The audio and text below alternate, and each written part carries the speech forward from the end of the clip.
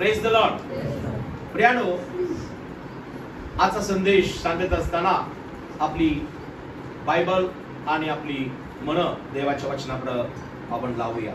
पवित्र शास्त्रातून बायबल मधलं जे शेवटचं पुस्तक आहे प्रगटीकरणाचं. प्रगटीकरण हे परमेश्वरानं आपल्या पुत्राचं येशू ख्रिस्ताचं या भूतलावरील दुसरं आगमन याबाबत निजदास योहानाला कळवलं. प्रियानो, जो होता, जो आहे, जो पुन्हा येणार, तो प्रभू येशू ख्रिस्त आहे. आजही तो आहे, तो होता आणि तो पुन्हा येणार आहे. तो आहे म्हणून आपण आहोत, तो होता म्हणून आज आपण झालो, आणि तो येणार आहे म्हणून आपण त्याच्याबरोबर असणार आहोत. Praise the Lord. इब्री लोकांच्या पत्रात 13:8 मध्ये शास्त्रात लिहिलेलं आहे, प्रभू येशू ख्रिस्त काल, आज आणि युगानुयुग तो सारखाच आहे. तो न बदलणारा देव आहे. तो सदाजीवी देव आहे. अल्फा ओमेगा तो आहे, प्रारंभ शेवट तो आहे, आदि अंत तो आहे, मानवात मरणातून उठलेला तो आहे. तो सर्वात श्रेष्ठ आहे. तो सर्व उत्पत्तीत ज्येष्ठ आहे.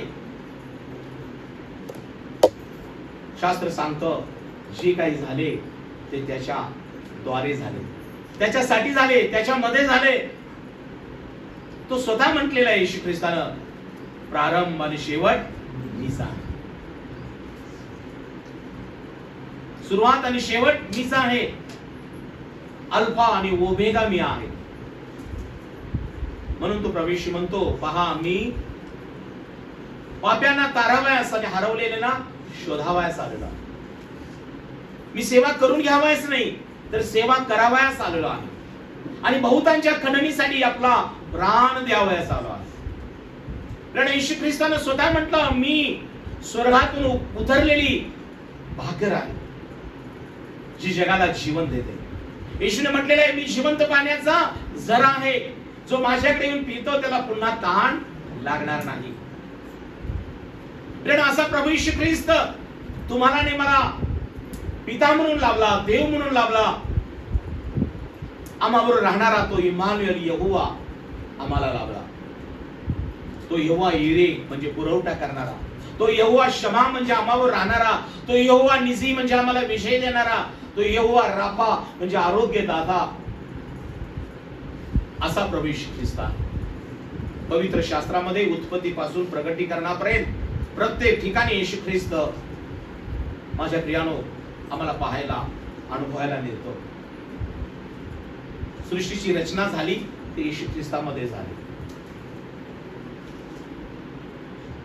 देव या जगाला आदामामध्ये जे पाप आणि वेतन मरण आलं ते मनुष्यातून घालवण्यासाठी परमेश्वराने जी योजना आखली होती, ती योजना म्हणजे येशू ख्रिस्त आहे. मानवाच्या तात्पुरत्या पापातून त्याला मुक्त करण्यासाठी तिथं जो प्राणी मारण्यात आला किंवा रक्त सांडण्यात आलं ते तात्पुरतं पापावर पांघरून होतं. परंतु 2000 वर्षानंतर परमेश्वरानं आपल्या पुत्राचं बलिदान वधस्तंभावर दिलं. आणि येशू ख्रिस्तानं वधस्तंभावर दिलेलं जे अर्पण आहे ते अर्पण आम्हाला तारण, आम्हाला सार्वकालिक जीवन देणार असं आहे. ते रक्त आम्हाला पापांची क्षमा करणार असं आहे. त्याला बसलेल्या मारांच्या बळाने आम्हाला आरोग्य मिळालेलं आहे. त्यानं त्या वधस्तंभावरती तुमचा आणि माझा दंड रद्द केलेला, पापाचा दंड रद्द केला, शापाचा दंड रद्द केला, मरणाचा नियम रद्द केला. म्हणून गलती 3:13 मध्ये लिहिलेला आहे, जो झाडावर टांगलेला आहे तो शापित आहे.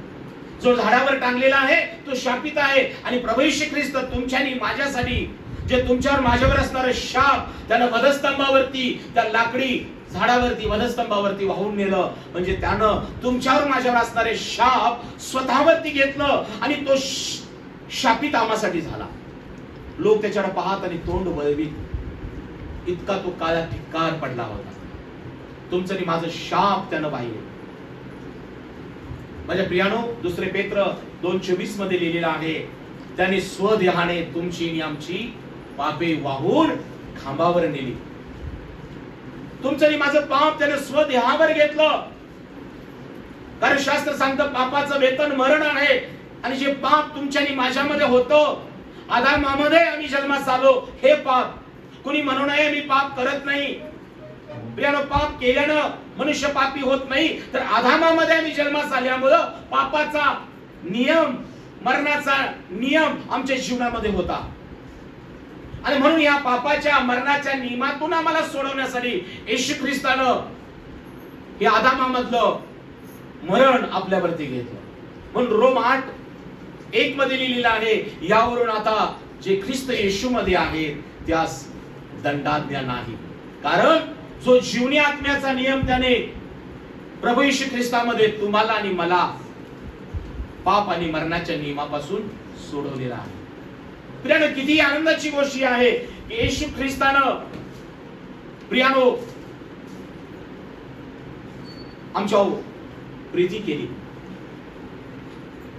आम्हाला पाप क्षमा केली, आम्हाला शापमुक्त केलं, पापमुक्त केलं, भयमुक्त केलं, रोगमुक्त केलं. आणि तारणाचं वस्त्र प्रियानो येशू ख्रिस्ताच्या कृपेनं तुमचं आणि माझं तारण होऊन ते वस्त्र आज आम्ही पांघरलेलं आहोत. शास्त्र सांगतं, जितक्या जणांचा ख्रिस्तामध्ये बाप्तिस्मा झाला आहे, जितक्या जणांचा प्रभू येशू ख्रिस्तामध्ये बाप्तिस्मा झाला आहे, तितक्याने येशू ख्रिस्ताला परिधान केलेलं आहे. Praise the Lord. आज माझ्या बंधू बहिणीनो, होय, ज्या दिवशी येशूच्या नामावर तुम्ही विश्वास ठेवला, त्या दिवशी योहान 1:12 प्रमाणे त्याची मुलं झालेला आहात. परंतु ज्या दिवशी तुम्ही येशूच्या नामावर विश्वास ठेवून पश्चातापाचा बाप्तिस्मा घेतला, तो बाप्तिस्मा म्हणजे तुम्ही ख्रिस्ताला परिधान केलेला आहे. आणि आज देव तुम्हाकडे पाहताना आपली मुलं म्हणून पाहतो, तारण पावलेले माझे लोक म्हणून पाहतो. त्याने तुम्हाला आणि मला स्वतःचे लोक केलेला आहे.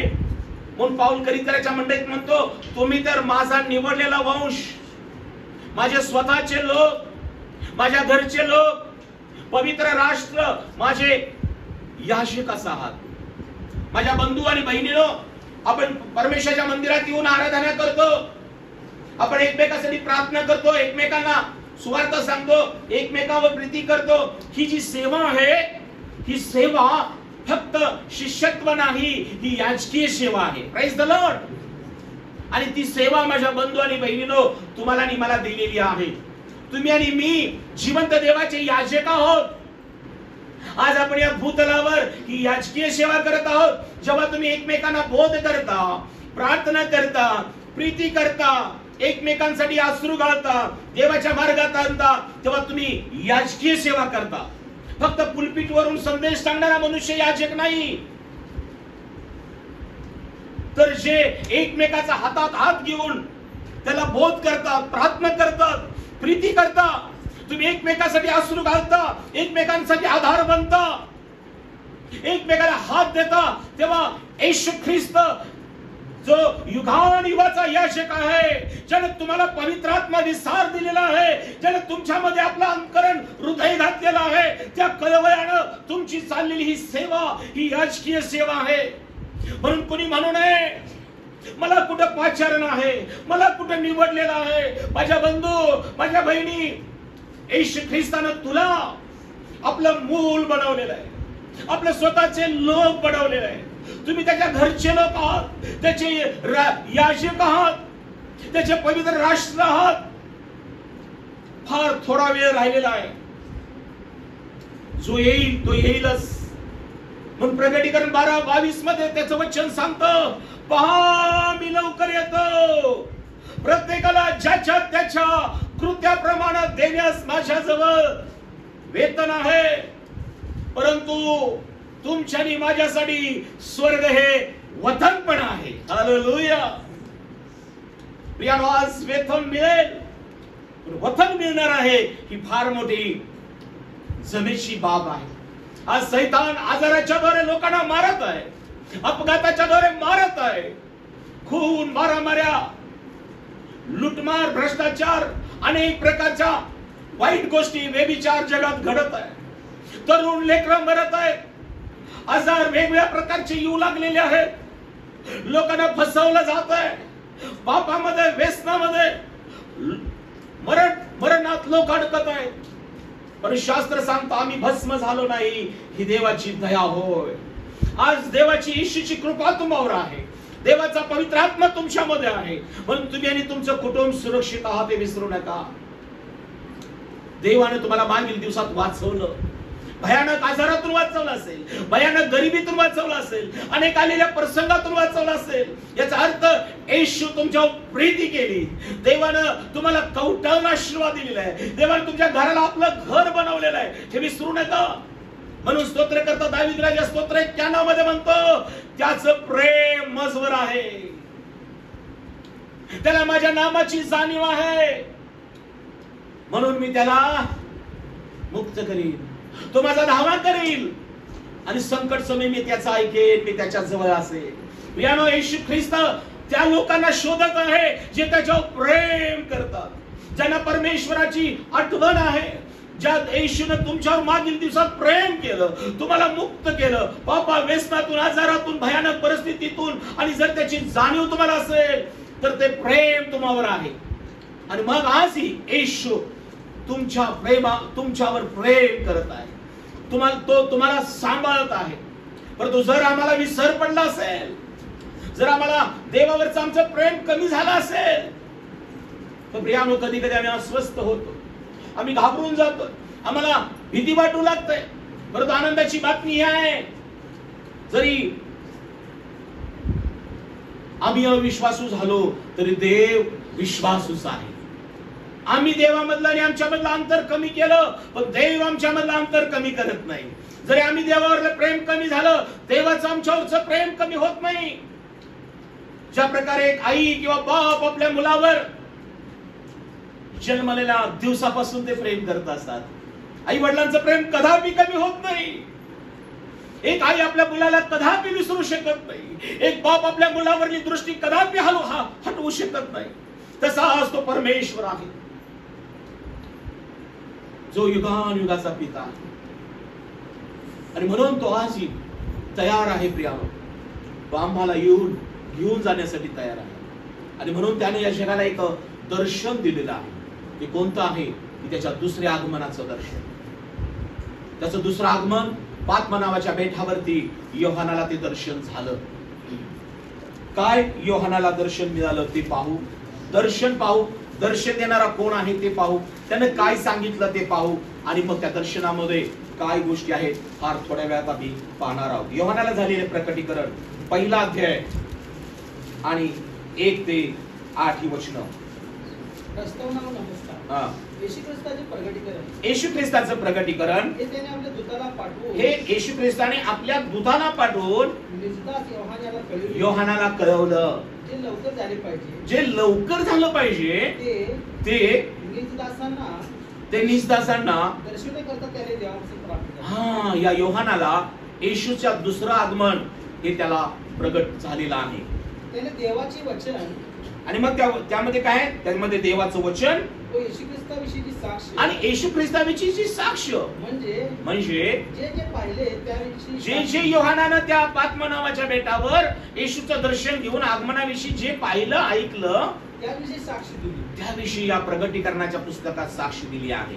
या संदेशाचा शब्द वाचून आणि प्रियजनांनो, या संदेशाचा शब्द वाचून दाखवणारा, ते ऐकणारे आणि ऐकणारे त्यात लिहिलेल्या गोष्टी आणि पाळणारे धन्य आहे. पुष्कळदा काय होतं, हे वचन प्रगटीकरणाचं पुस्तक वाचायलाच लोक कंटाळा करतात, ऐकायला कंटाळा करतात, समजून घेतच नाही.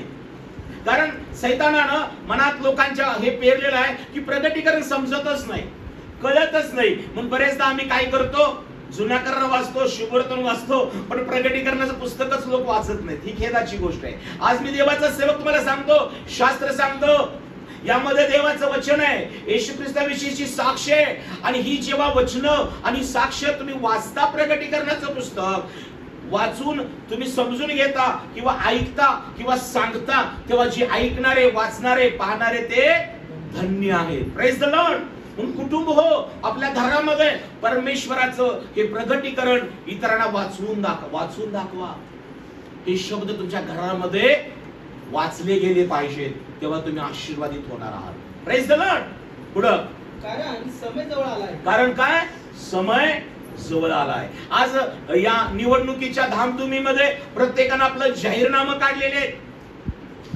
मी देशासाठी काय करणार आहे, मी राज्यासाठी काय करणार आहे, मी स्त्रियांसाठी काय करणार आहे, बहिणींसाठी, मी तरुणींसाठी काय करणार आहे, आम्ही नोकऱ्यांबाबत, आम्ही उद्योगांबाबत, आम्ही शेतकऱ्यांबाबत, कामगारांबाबत, वेगवेगळ्या घटकांबाबत आम्ही काय करणार आहोत, हे प्रियानो, हे प्रतिनिधी अगोदर जाहीरनामा काढतात. आणि मग जेव्हा आम्ही ते वाचतो, जेव्हा आम्ही ते वाचतो, जेव्हा आम्ही ते ऐकतो, तेव्हा आम्हाला वाटतं काहीतरी याच्यामध्ये आम्हाला आज बटन दाबल्यावर उद्या मिळणार आहे. मनुष्याचे जाहीरनामे आम्ही वाचतो किंवा ऐकतो. महिलांसाठी बस प्रवास फ्री, गॅस सबसिडी, तरुणांसाठी नोकरीची संधी, उद्योग येणार आहेत, मोफत प्रवास, वीज बिल मध्ये सवलत, अनेक गोष्टी आपण ऐकतो का नाही? आणि मग आपल्याला बरं वाटतं आणि मग आपण काय करतो? अशा उमेदवाराचं ऐकून आम्ही काय करतो? तो येऊ दे निवडून म्हणून बटन दाबतो. म्हणजे प्रियानो, आणि मग आपल्याला मागील अनुभव आहे. बोलणारे अनेक आहेत, करणारे थोडेच आहेत.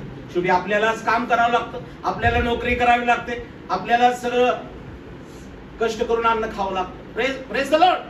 परंतु शेवटी काय आहे? आपला देश लोकशाही देश आहे. जे संविधान त्यामध्ये लिहिलेलं आहे ते आम्हाला प्राप्त होत आहे.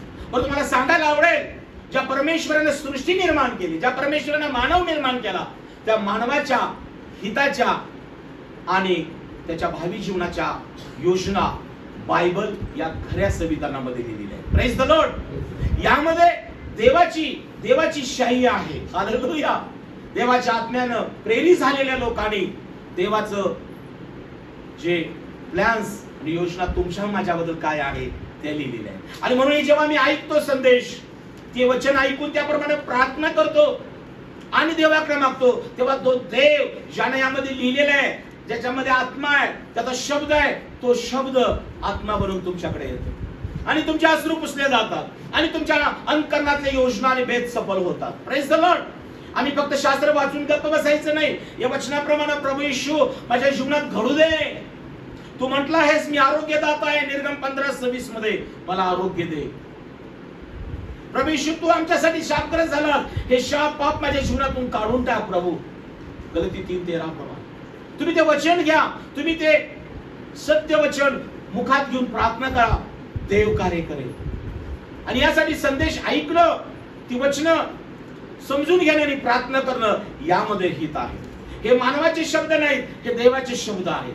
आणि म्हणून देवानं जेव्हा निजदास योहानाला प्रगट केलं येशू ख्रिस्तानं, तेव्हा त्यामध्ये ही वचनांनी साक्ष सांगितलेली आहे. आणि हे वाचून दाखवणारा आणि ऐकणारा धन्य आशीर्वादित असं म्हटलेलं आहे. आता काय त्याच्यामध्ये आहे? आसियातील 7 मंडळ्या. आणि हा येशू ख्रिस्त जेव्हा प्रगट झाला तेव्हा तो म्हणत आहे आसियातील 7 मंडळ्यास. किती मंडळ्यास? म्हणा 7 मंडळ्यास. पुढं योहानाकडून जो आहे होता व येणार त्याचपासून, त्याच्या राजस्थानासमोर जे 7 आत्मे त्याचपासून. म्हणा जो आहे होता व येणार त्याचपासून, त्याच्या राजासनासमोर जे 7 आत्मे त्याचपासून. पुढं आणि विश्वास सुसाक्षी मेलण्यामधून प्रथम जन्मलेला भाऊ पृथ्वी राजांचा अधिपती येशू ख्रिस्त याचपासून. तुम्हास कृपा व शांती असो, जो आपल्या प्रीती करतो, ज्याने सर्व धीराने तुम्हा आम्हाला आपल्या पातकापासून मुक्त केले आणि आपल्याला राज्य आपल्या देवपितासाठी याचे कसे केले. त्याला गौरव पराक्रम हे युगानुयुग आहे. आमेन. पहा तो. आता हे जे प्रगटीकरण आहे हे येशू ख्रिस्ताविषयी आहे. आता येशू ख्रिस्ताची ओळख देत असताना स्वतः तो काय म्हणतो? 7 मंडळांना हे लिही. या ठिकाणी सांगितले. आणि हे का कोण आहे? तो जो आहे, होता व येणार त्याच पासून. आणि काय म्हटलंय, तो विश्वासू साक्षी, मेलेल्यामधून प्रथम जन्मलेला, पृथ्वीवरील राजांचा अधिपती, जो पृथ्वीवरील राजांचा अधिपती येशू ख्रिस्त, याच पासून तुम्हास कृपा व शांती ही असो. आता हा येशू कोण आहे? जो आपल्यावर प्रीती करतो, ज्याने स्वरुधिराने तुम्हा मला आपल्या पातकांपासून मुक्त केले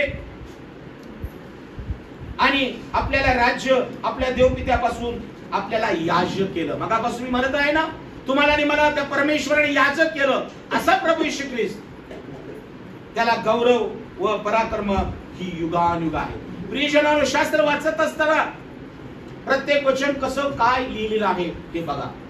पहिली यामध्ये गोष्ट काय लिहिलेलं आहे? जो आहे, म्हणा, जो आहे, होता व येणार त्याच पासून, जो पृथ्वीवरील राजांचा अधिपती, म्हणत आहात सगळे, जो पृथ्वीवरील राजांचा अधिपती, जो येशू खरा साक्षी, ज्याने स्वरुधिराने तुम्हाला आणि मला आपल्या पातकांपासून मुक्त केलं, ज्याने तुम्हाला आणि मला आपले याजक केले, त्याची कृपा व शांती आम्हाबरोबर असो.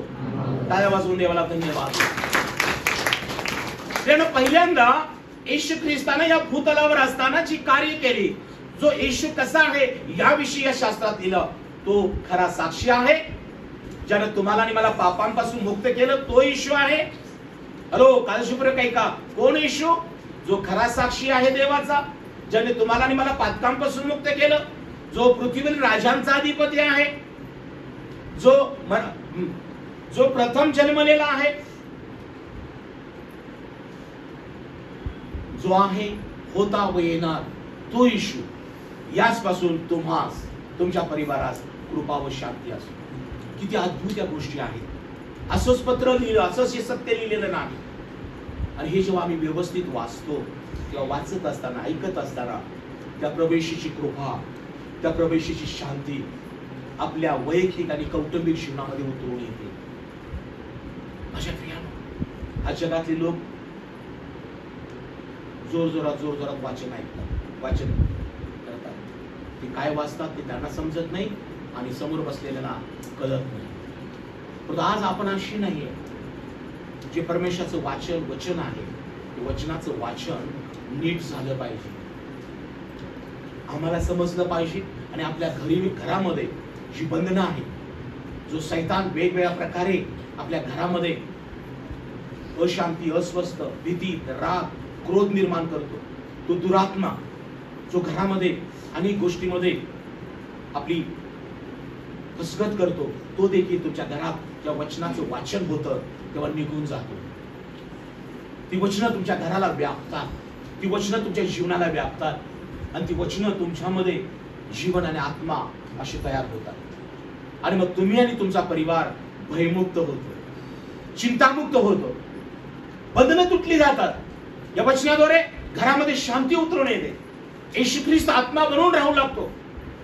आणि म्हणून मी देवाचा सेवक मला सांगू इच्छितो, घरामध्ये शास्त्राचं वाचन होऊ द्या, घरामध्ये शास्त्राबाबत संवाद होऊ द्या, शास्त्रातून एकमेकाला बोध करा, वचन पाठ करा, वचन एकमेकाला सांगा.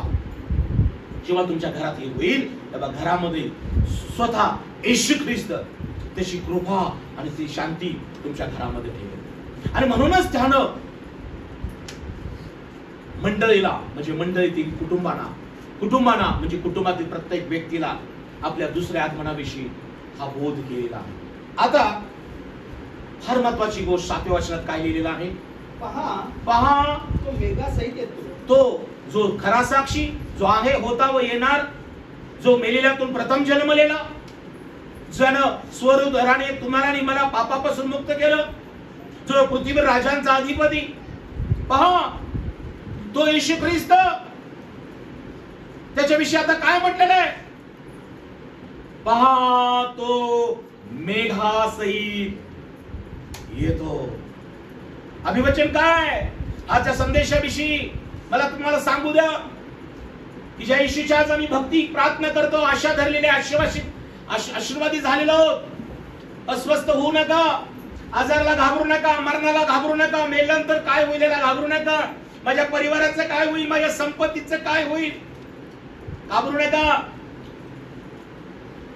तो येशू ख्रिस्त जो खरा साक्षी, युगानुयुगाचा याजक, प्रथम जन्मलेला, ज्याने तुम्हाला आणि मला याजक बनवलेला आहे, ज्याने तुम्हाला आणि मला स्वविधाने पातकापासून मुक्त केलेला आहे, तो येशू पहा, तो मेघासहित पुन्हा येतो.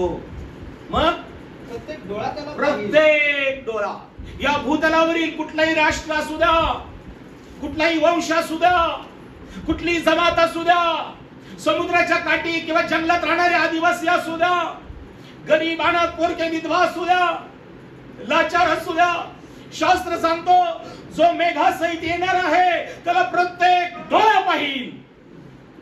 हालेलुया. आज अनेक लोकांना पाहण्यासाठी तुडुंब गर्दी होते, पण पाहिल्यानंतर आम्हाला काही समाधान होत नाही.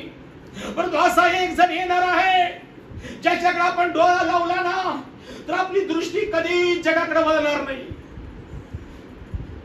आज त्याचा डोळा तुझ्याकडे आहे बंधू, आज त्याची दृष्टी तुझ्याकडे आहे बहिणी, परंतु जो येणार आहे त्याच्यासाठी तुझा डोळा असुसलेला आहे काय, तुझा आत्मा त्याची वाट पाहत आहे काय, तुझा देह तू उपद्रवापासून राखलेला आहेस काय.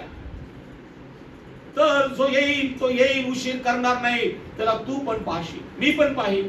पहा, तो मेघासहित येतो, प्रत्येक डोळा त्याला पाहिल. आणि कोण पाहतील? ज्याने त्याला भोसडले, ज्याने त्या धगधगत्या उन्हामध्ये काट्यांचा मुकुट घातला, हातापायात खेळ ठोकले, थुंकले, मारले, चाबकाचे वन उठवले, कुशीत भाला बसवला, आंब पाजली, थट्टा केली, ते पण त्याला पाहणार आहेत, त्याला पाहणार आहेत, त्यांना पण राखून ठेवलेलं आहे. ज्याने त्याला भोस केलं ते पण पाहतील. पुढं आणि पृथ्वी वंश सर्व, आणि मग या भूतलावरील सर्व वंश त्याचमुळे ऊर बुडवून घेतली, ऊर बडवून घेते, ऊर बडवून घेते. असेच होणार. म्हणा, पहा, तो प्रभू येशू ख्रिस्त मेघासहित येतो, प्रत्येक डोळा त्याला पाहिल. ज्याने त्याला पोसकले तेही पाहतील, आणि त्याचमुळे सर्व वंश ऊर बडवून घेतील. पहा, असेच होणार. आमेन.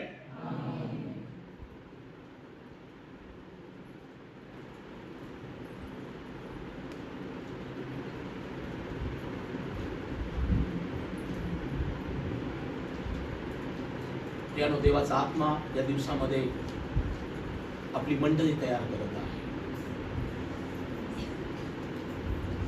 तुमचे डोळे त्याला पाहण्यासाठी देव तयार करत आहे. तुमची अंतकरणं त्याला पाहण्यासाठी उत्सुकता देवाला आलेली आहे. देव काही लोकांना आपले नेत्र देत आहे, काही लोकांना अंतकरणं देत आहे. त्यामुळे तुम्हाला मला ऊर बढावावं लागणार नाही, पश्चाताप करावं लागणार नाही. कदाचित आम्ही ऊर बढवू पण आनंदाने बढवू. माझा प्रभू आला, माझा प्रभू आला म्हणून. ज्याला वधस्तंभावर नेत असताना त्या बहिणी, त्या माता रडत होत्या, ऊर बढवून घेत होत्या, ऊर बढवून घेत होत्या. कारण ज्याने आमचे डोळे उघडले, ज्याने आम्हाला कुष्ठातून शुद्ध केलं, ज्याने आम्हाला पापांची क्षमा केली, ज्याने आम्हाला व्यभिचाराची क्षमा केली, ज्याने आमचा रक्तस्रावाचा झरा सुकवला, ज्याने आम्हाला होणारा दगडमार रद्द केला, ज्याने आम्हाला 5 भाकरी 2 मासे खाऊ घातले, असा माझा येशू त्याला फरफटत नेत आहे. 14 ठिकाणी येशू ख्रिस्तानं वधस्तंभ टाकलेला आहे. ती 14 स्टेशन्स त्या ठिकाणी मी पाहिले. तो बोजड वधस्तंभ होता, इतका बोजड, त्याला वाहणं पण कठीण झालं. आणि मग तिच्या अवस्था पाहत असताना त्या सगळ्या स्त्रिया, माता, बहिणी ऊर बडवत होत्या. आणि मग त्यांचा तो आक्रोश, त्यांचा तो कळवळा, त्यांची ती प्रार्थना असू येशू ख्रिस्तानं पाहिली. आणि मागे वळून येशू ख्रिस्त त्यांना म्हणतो, काय म्हणाला? इस्रायल कन्यानो, इस्रायल कन्यानो, माझ्या मातेनो, माझ्या आयानो, तुम्ही माझ्यासाठी रडू नका, तर आपल्या मुलाबाळासाठी रडा. मी गेल्यानंतर तुमच्या मुलाबाळांना वरती जे हल्ले होतील, हाल होईल, जो त्रास होईल, त्यासाठी रडा. जर माझ्यासारख्या हिरव्या झाडाचं असं केलं, माझ्यासारख्या हिरव्या झाडाचं असं केलं, तर वाळलेल्यांचं काय होईल? प्रियानोच्या येशूनं तो संदेश मागे वळून स्त्रियांना दिला. आजही तो संदेश आम्हासाठी आहे. जो येणार तो मेघासहित येणार. जे डोळे आम्ही पाहणार ते पाहणार, परंतु त्यावेळेला जे भोसकलेले आहेत ते उरबडवून घेऊन रडतील, अरे रे रे आम्ही याला भोसकले, अरे रे आम्ही याला थुंकलो, आम्ही मारलं. परंतु त्यावेळेला वेळ नसणार आहे पश्चातापाची. परंतु प्रियानो, एक गोष्ट चांगली आहे की ज्या बहिणी ज्यांनी ख्रिस्ताची सेवा केली, ख्रिस्तासाठी रडले, त्यांचा तो आक्रोश येशू पुन्हा येईल ना, तेव्हा येशू तो आक्रोश आनंदात बदलणार आहे. Praise the Lord. टाळ्या वाजवून देवाला धन्यवाद. त्यांचे अश्रू आनंदात बदले जाणार आहे. कदाचित त्यामध्ये तुमचे आणि माझे पूर्वज असतील, तुमचे आणि माझे त्या बहिणीने, त्या भावाने केलेला तो आक्रोश, यामुळे आज आम्ही सुरक्षित आहोत. पण येणाऱ्या दिवसात तो येणार आहे आणि आम्हाला त्याला पाहण्यासाठी संधी आहे. आणि म्हणून या दिवसामध्ये देव मला दाखवत आहे की परमेश्वर तुमचे आणि माझे डोळे त्याला पाहण्यासाठी योग्य बनवत आहे. तुमचं आणि माझं अंतरण तो नीट करत आहे. तो आम्हाला सहाय्य करण्यास तयार आहे, यासाठी की आम्ही पश्चातापाने ऊर नाही, आनंदाने ऊर बडवणार आहे. माझा प्रभू आला असे आपण ऊर बडवणार आहोत. Praise the Lord. टाळ्या वाजवून धन्यवाद. तुम्हाला आठवतं का, जेव्हा एखादा मिलिटरीतून आपला पती किंवा आपला मुलगा येतो, तेव्हा आई तिच्याकडे बघत बसते नाही आनंदाने? पाहिलेत का काही व्हिडिओ? मिलिटरीतून सुट्टीवर आल्यानंतर आपला मुलगा येऊन अचानक आईला आपल्या मिठीवर, मिलिटरीतून आल्यानंतर, युद्धावरून आल्यानंतर, तेव्हा ती आई बराच वेळ त्या मुलाला, ती पत्नी बराच वेळ, ती लेकरं बराच वेळ त्या आपल्या बापाला, पत्नी आपल्या पतीला किंवा मुलग्याला मिठी मारतात. सोडत नाही ते. ती मिठी एवढी घट्ट असते की ते प्रेम मुलांचं, पत्नीचं किंवा आईचं त्या मुलाच्या बाबतीत, मिलिटरीमॅनच्या बाबतीत, सैनिकाच्या बाबतीत आहे. किती आनंद होतो. युद्धभूमीवरून, मिलिटरीतून माझा मुलगा सुरक्षित घरी आलेला आहे. हालेलुया. याचा कितीतरी पटीन आनंद जेव्हा येशू या जगामध्ये येईल तेव्हा तुम्हाला आणि मला होणार आहे. Praise the Lord. आपण तर हवेतच उडले जाणार आहे. Praise the Lord. आणि ती तेव्हा मन पुरी होणार आहे. आपण म्हणतो ना, हवेतच आहे माणूस. त्यावेळेला आपण क्षणात बदलले जाणार आहोत आणि तेव्हा आमचे पाय पृथ्वीवर नसणार आहेत. आपण हवेतच असणार आहे. Praise the Lord. कोणीतरी म्हणाल खाली उतर, नाही रे बाबा बस झालं, तुझं रडगाणं बस झालं, तुझं मला फसवणं बंद झालं, तिकडे चल म्हण. आता नाही, आता माझा प्रभू आला, आता मी उडतोय आकाशात. Praise the Lord. आता मला जाऊ द्या माझ्या प्रभू बरोबर. Praise the Lord. तर नको लपून बसणार आहे तिजोरीला मिठी मारून, शेताकडे बघत, मुलांना पकडून म्हणा, माझा प्रभू जेव्हा येईल तेव्हा मी त्याच्या बरोबर हवेत असणार आहे, मेघात असणार आहे, स्वर्गात असणार आहे. Praise the Lord. टाळ्या वाजवून देवाला धन्यवाद. बदलले जाणार आहोत क्षणात. त्याच्यासारखं शरीर आपण धारण करणार आहोत. पाहतो मेघास येते, तो प्रत्येक डोळा त्याला पाहिजे. ज्याने पोसकले तेही पाहतील आणि सर्व वंश काय होणार आहेत, ऊर बडवून घेतील. पण तुम्हाला आणि मला तो प्रसंग येणार नाही. आपण नक्की ऊर बडवून घेऊ, पण कसं, विजयाचा ऊर बडवून घेऊ, आनंदाने ऊर बडवून घेऊ. ज्याची मी भक्ती केली तो आला, ज्याला मी समर्पण केलं तो मी आला, ज्याचा मी स्वार्थ गाजवली तो आला, ज्याच्या नामाची मी वचन बोललो तो आला, ज्याची मी वाट पाहत होतो तो आला. Praise the Lord.